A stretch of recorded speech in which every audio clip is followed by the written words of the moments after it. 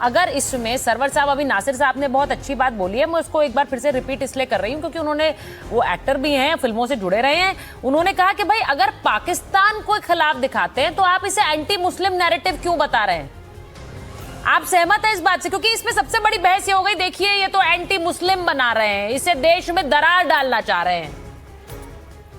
नहीं सुचरिता जी, फिल्मों के बारे में नासिर भाई से अच्छा हम तो बोल भी नहीं सकते, समझ भी नहीं सकते, तो उस पर जो भी कमेंट उनका होगा मैं समझता हूँ वो हमसे बेहतर कमेंट होगा। हर्षवर्धन जी ने भी कई सवाल रखे हैं, वो भी बहुत मतलब सकारात्मक तर्क है, उसको भी रिजेक्ट तो नहीं किया जा सकता है। सिनेमा जगत से जुड़ी तमाम कहानियों को देख के ऐसा लगता है कि नहीं, इसकी भी आवश्यकता, उसकी भी आवश्यकता। फिल्में पहले भी ऐसी आती रही हैं जिसमें आतंकवाद और नक्सलवाद की समस्याओं को दिखाया गया है, पाकिस्तान के उस हरकत को भी दिखाया गया। एक फिल्म सरफरोश था जिसको हमने देखा, हालांकि हम लोग फिल्म देखते नहीं है, हॉल में तो खैर आज तक फिल्म देखा नहीं, लेकिन अब चूंकि सबके हाथ में मोबाइल है, घर में टीवी है, तो बहुत सारी चीजें हम लोग को चूंकि सामाजिक जीवन में है तो बहुत कुछ देखना पड़ता है। तो सरफरोश में हमने देखा था कि वो पूरा कैसे टेरर फंडिंग होता है, कैसे हथियार आता है और कैसे कनेक्शन है, और कैसे मुस्लिम रोल में उसमें भी जो व्यापारी थे वो तो मुस्लिम पाकिस्तान से आते थे। तो वहां तो बाबीला इसलिए नहीं मचा कि आमिर खान थे। लेकिन एक बात इसमें जो प्रमुख बात है, जहां मेरी भी आपत्ति है, इसको दर्ज कर लिया जाए जी, कि द कश्मीर फाइल और द केरला स्टोरी के बाद ये तीसरी फिल्म है जिसमें ISIS की भूमिका भी दिखाई जा रही है। और द केरला स्टोरी में तो 32,000 लड़कियों के गायब होने का आरोप लगा दिया गया था। बाद में आप जैसे लोगों ने डिबेट करा के 3200 फिर 32, लास्ट में 3 पे आके वो अटका मामला। मेरा ये मानना है कि ये सुरक्षा से जुड़ा मामला है, संवेदनशील मामला है।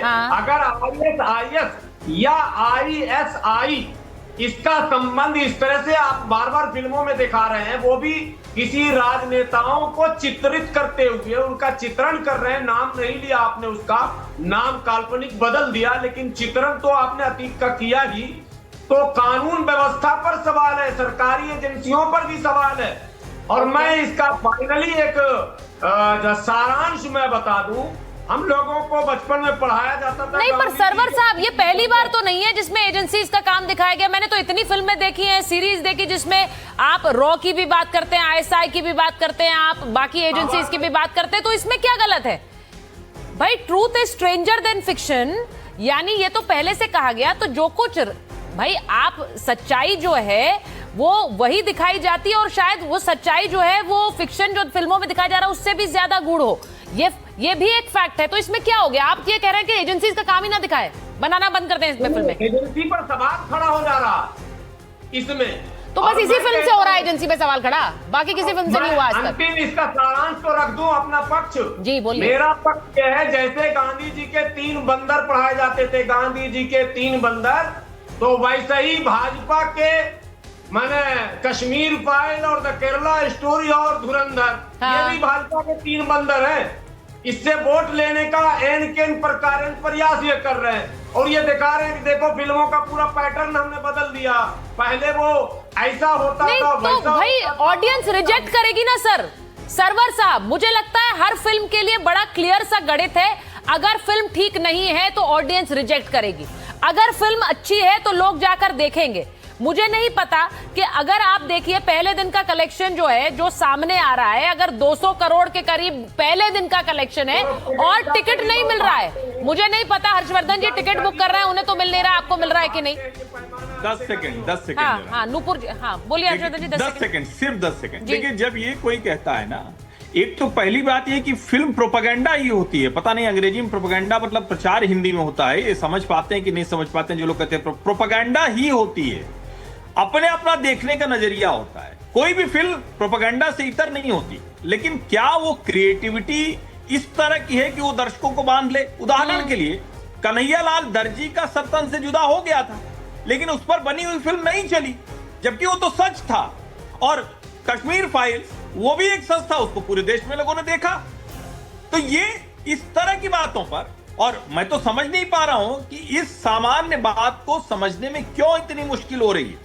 क्या कन्हैयालाल दर्जी की हत्या मैं नहीं आपको हुई बताती हूँ कि हुई थी मैं आपको और ये उस पर बनी फिल्म नहीं चली। जी मैं आपको ये बता रही हूँ कि दिक्कत क्यों हो रही है। नासिर जी ने सर पकड़ लिया। नासिर जी क्या दिक्कत हो रही है? नासिर जी ने सर पकड़ लिया अपना, उन्हें बहस शायद पसंद नहीं आ रही है। मुझे ये दिक्कत है कि ये जो प्रोपेगेंडा की बात कर रहे हैं, हाँ। ये भूल रहे हैं एक बात, मनोरंजन के लिए भी फिल्में बनती हैं। हाँ। मनोरंजन, प्योर एंटरटेनमेंट की बनती हैं। Yes। पड़ोसन, पीके, हजारों और लाखों फिल्में बनी हैं प्योरली फॉर एंटरटेनमेंट। अब उसको भी प्रोपेगेंडा बोल दे तो गए हम काम से। लेकिन आप ऐसा कीजिए, नुपुर जी के पास हो आइए, फिर मैं आपको एक और बड़ी अहम बात है वो मैं आपको बताऊंगा। जी। नुपुर जी के पास हो आइए, वो इंतजार कर रही है। मैं जरा नुपुर जी देखिए, आपके लिए समय छोड़ रहे हैं नासिर साहब। ये देखिए, एक मैं आपको एक बता रही हूँ कारण, क्योंकि जो डायलॉग्स हैं नासिर अब्दुल्ला जी को मेरी बहुत चिंता है, बहुत फिक्र है। बहुत बहुत धन्यवाद आपका नासिर अब्दुल्ला जी। सुचारिता जी, मुझे लगता है कि ये कांग्रेस को ना एक वर्ल्ड वाइड एस्ट्रोलॉजी की एजेंसी खोलनी चाहिए, क्योंकि ये सबके सब कांग्रेस वाले ज्योतिषी का ज्ञान रखते हैं। इनको सब पता होता है पहले से कि धुरंधर में क्या दिखाया जाएगा और उसका क्या इम्पैक्ट पड़ेगा समाज में, और वो किस विषय पे बनी है। धुरंधर 1 रिलीज हुई थी 5 दिसंबर को, और तभी अनाउंसमेंट कर दी गई थी कि 19 मार्च को धुरंधर 2 रिलीज करेंगे। 19 मार्च को अनाउंसमेंट कर दी गई कि 3 महीने बाद धुरंधर 3 भी रिलीज होगी। अब इनको बहुत पहले से पता था, दिसंबर से पता था कि ये रिलीजियस राइट्स होंगे और मुसलमानों को ये लोग गालियां देंगे धुरंधर में। अभी भदौरिया साहब ने एक बात बोली कि मदर इंडिया जैसी फिल्में बनती थी उस टाइम पे, तो मैं उनको ये बोलना चाहूंगी कि तब ये जो धुरंधर में कर्मकांड दिखाए गए हैं सारे विषयों पे, तब ये कर्मकांड हुए नहीं थे। ठीक है, तो जब होंगे तभी उसी के बाद उस पर रिसर्च करा जाएगा, तभी उसके बाद फिल्म बनेगी। धुरंधर बहुत ही अच्छा नाम है, संस्कृत का वर्ड है। ये शिव रक्षा स्तोत्रम में बोला जाता है शिव शंभू के लिए, धुरंधरा, और इसमें बहुत अच्छा मैसेज मिलता है। आपको मैसेज मिलता है, एक संदेश देता है वीरता का, सच्चाई का संदेश देता है। नुपुर जी, कांग्रेस पार्टी तो कह रही बैन कर दो है कि ये सारी घटनाएं हुई हैं। मुझे नहीं पता भदौरिया जी बैन कर दो की मांग कर रहे हैं कि नहीं। कांग्रेस कह रही बैन करो। सुचारिता जी, 100 साल में एक बार बनती है ये फिल्म, कभी बैन हो ही नहीं सकती। जनता जनार्दन ने अपना ओपिनियन दे दिया। बोलिए अनुराग जी, अपना संदेश दे दिया। फिल्म को बैन करने की बात कर रही कांग्रेस पार्टी, आपकी सहयोगी है। पहले दिन की सुचारिता जी, प्रीव्यू भी प्रीव्यू वेडनेसडे को देखिए सुचारिता जी, देखिए, जब मैंने बोला था तो मैंने अपनी बात बखूबी से रखी। मैंने एक बार भी उसमें पाकिस्तान और हिंदुस्तान की बात नहीं की, लेकिन भारतीय जनता पार्टी के प्रवक्ता उसमें पाकिस्तान खोज लाए। मैं तो पाकिस्तान हिंदुस्तान की बात ही नहीं की थी। मैंने कहा था कि इस देश के अंदर, या मैं बोल लूं या वो बोल रहे हैं, ऐसे कैसे आवाज दोनों की पार्टी है। सुचारिता जी, एक बुलवा लीजिए तो अच्छा। नुपुर जी, आपने, नुपुर जी कह रही हैं कि आप जो फिल्में गिना रहे हैं तब तक ये सब कांड नहीं हुए थे। अब उन्हें दिखाना जरूरी है, उन्हें दिखाना जरूरी है कि कैसे आईएसआई की कमर तोड़ी जा रही है। दिखाना जरूरी है कि अगर आईएसआई घुसपैठ करने की कोशिश कर रही है तो उस पर हमारे एजेंट्स बॉर्डर पार जाकर भी कैसा काम कर रहे हैं, फिल्म में दिखाया गया है। इतनी दिक्कत क्यों होती है फिल्म से सर? देखिए, किसी को कोई दिक्कत नहीं होती है, लेकिन सवाल तब उठता है जब भारतीय जनता पार्टी प्रोपेगेंडा करती है मूवी का। जैसे हमारे साथी ने बोला, नहीं, अनुराग जी, मेरा एक सवाल है, फिल्म बीजेपी ने बनाई है क्या? प्रोपेगेंडा क्या?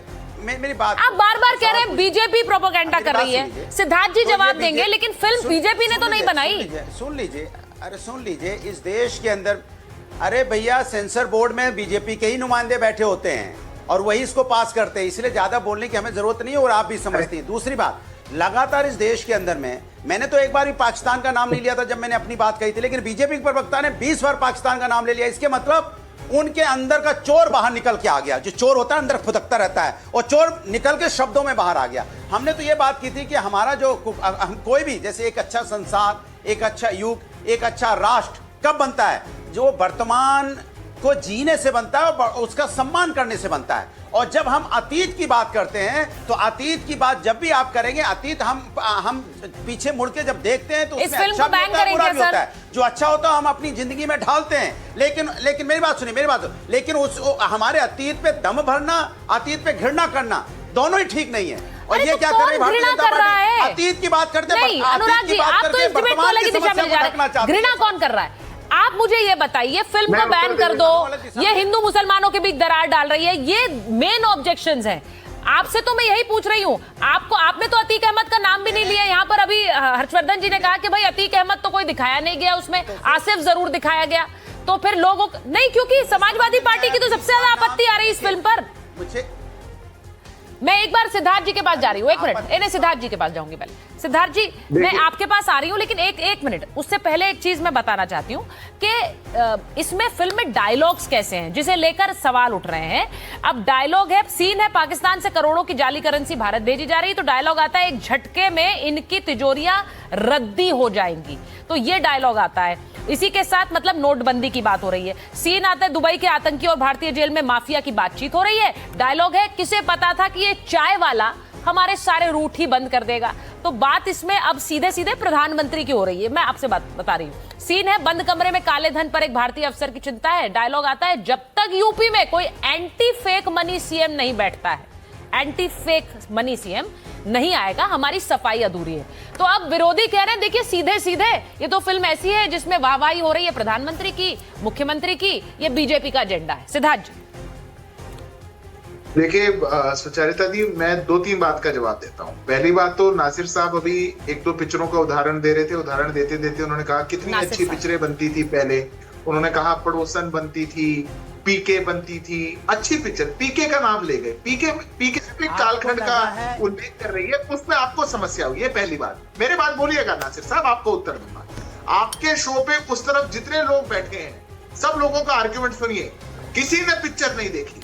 आपने एक मौलाना साहब बैठा रखे हैं, उन्होंने भी पिक्चर नहीं देखी, उन्होंने कहा मैं तो देखता ही नहीं, वो हराम है पिक्चर देखना। अनुराग भदौरिया कह रहे हैं मैंने भी पिक्चर नहीं देखी, पर सब बिना पिक्चर देखे पूरे पिक्चर के विरोध के लिए 50 मिनट आपकी डिबेट पर आकर के बैठ गए हैं। ये दूसरी बात। अब मैं तीसरी बात बताता हूं। ये जिस कालखंड की पिक्चर है, उस कालखंड में जो जो घटा अगर दिखा दिया जाएगा, तो फ्रीडम ऑफ एक्सप्रेशन कौन तय करेगा? नासिर साहब करेंगे या अनुराग भदौरिया करेगा? कौन तय करेगा? फिल्म मेकर का फ्रीडम ऑफ एक्सप्रेशन है या कौन है? अनुराग भदौरिया तो कह रहे हैं सेंसर बोर्ड है इसलिए पिक्चर बन गई। सेंसर बोर्ड डायरेक्टर है, प्रोड्यूसर है, कौन बनाता है सेंसर बोर्ड से? कौन बनाता है पिक्चर? आप लोगों की समस्या ये है कि अगर भारत के अंदर मुझे डांट भारत रहे की क्या? सच्चाई आप की क्या मुझे लड़ाई डांट रहे हैं क्या? आप लोगों को आप बर्दाश्त क्या में मुझे नहीं डांट आएगा। रहे हो? ये आप लोगों की मेरा सच्चाई कोई है। लेना अगर देना पिक्चर नहीं है बनेगी सेंसर फरसान बोर्ड जैसी, से। जो गुंडा ये आपका डिपार्टमेंट है, आप कोई ढूंढो। जाकर के नहीं देखेगा तो आप बहुत भाई- खुश होंगे।